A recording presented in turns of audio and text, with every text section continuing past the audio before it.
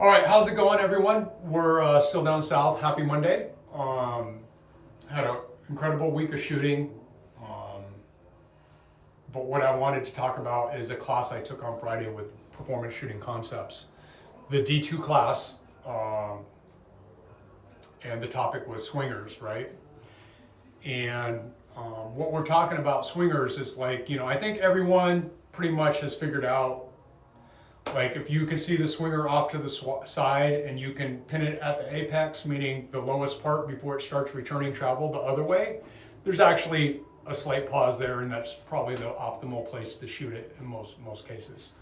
What most people, including myself, especially myself, have issues with or a hard time with is when there is no dwell on either side and it's across the top, meaning the swinger, you can't see the swinger when it's as far this point right or left, and you just see it when it's coming across the top from 9 o'clock to 3 o'clock.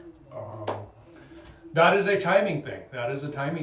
And so this class was about 500 to 600 rounds. It was 4 hours with intimate individual coaching and intimate details on how to time the swinger. We started off at 12, how to time it, and then how to track it. And with great explanation on how to do so. The interesting part is when we backed up to 18 yards, timing and tracking it. I've never been able to shoot across the top swinger, single pass doubles, right? By the end of the class, we tried shooting it on the move and shooting it stationary. I didn't have much success shooting it on the move. I think my hits were like Alpha Charlie Delta Mike, 2 Alpha Charlie Mike. I kept on the move. I kept throwing a mic on it, right? So we're actually trying to shoot it on the move from 18 yards. And for me, I wasn't timing it. I was actually tracking it, which was one of the techniques that they taught, and I had the most success actually tracking. So that's going to be my go-to when I have to shoot a target that's over the top, regardless of the distance. I'm going to track it because I have the most success using that technique. But what we figured out, there's a couple things we figured out, but what I figured out with Jonathan's help is I can actually shoot a single pass stationary pretty good. So there was one drill where we did some transition swinger, and I tracked at 18 yards, and I hit, I think 4 times I hit 3 Alpha, 1 Charlie, all straight up the center of the target in a row. So that was pretty amazing. The main thing Jonathan figured out when we did the timing, I'm late on everything, and he thought it was a mechanical. He didn't think it was my reaction time. He thought it was a mechanical, and I started dry firing and I started playing with my trigger, and it's like, I don't know how to slap the trigger. I prep the trigger, and what I've come to find out once Jonathan told me it was a mechanical issue is I have about 1.5 mil of play in my trigger.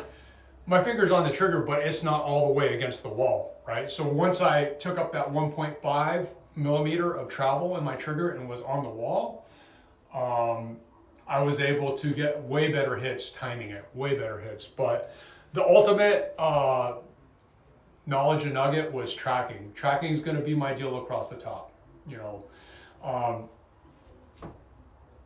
I've taken a few classes with some great coaches. Joey Sauerland, Mason Lane, Tom Castro, Steve Anderson. And you will not get instructions on how to shoot a swinger properly over the top at any of these classes unless you happen to live near one of these individuals and you pay them for a private lesson. They could probably make a whole class and sell it out just on how to shoot swingers over the top. I can't say enough great things about that class, and I've been fortunate to have Chris Wendia help me out a lot with a lot of movement, a lot of positioning, a lot of things. He has helped me correct in my shooting in the last 8 months. He's actually been helping me my whole time shooting, whether he knows it or not, but mainly the last 8 months. But with the combination of Wendia and what I'm picking up from Performance Shooting Concepts, some of the techniques that they use.